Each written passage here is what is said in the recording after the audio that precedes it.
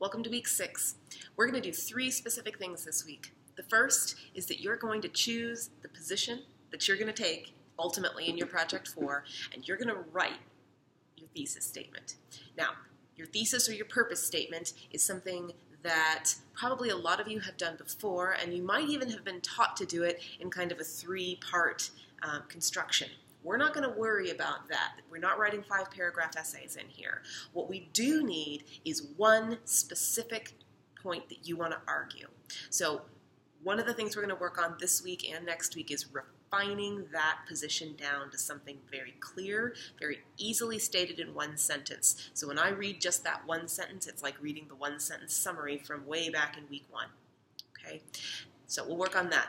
The second thing you're going to do once you've chosen your position is you're going to begin working on Project 3, counter-arguments. That means, like any good debater, as you're preparing to write your project forward, write your argument, you want to consider every reasonable argument against your position. You want to do this for 2 reasons. One is you want to be sure that you've chosen the right position. If you've got a counter-argument that you don't know what to do with, you have to figure out how that affects what you will ultimately say. That's the only honest way to deal with an argument.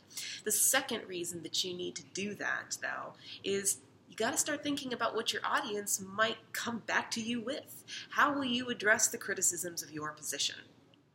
If you can do that, you're going to be in a much better position to write an effective argument. And the counter-arguments that you put into Project 3 are things that you will probably want to put into your Project 4 and then deal with in terms of giving a rebuttal or giving an answer to. You need to have those answers, and then you need to show the reader that you have those answers. That's going to make your case strong and honest.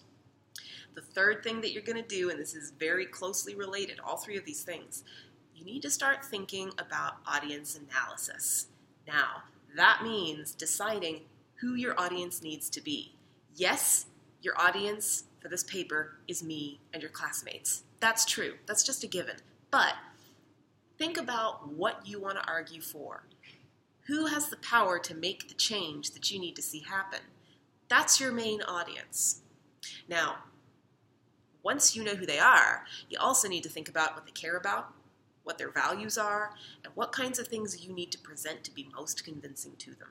We've got another heuristic to help you work through audience analysis. You're going to do that with a couple of different texts, and then eventually you're going to be doing that with your own text to make your argument stronger. If you have any questions as you're working through, please let me know, and I will look forward to seeing what you come up with.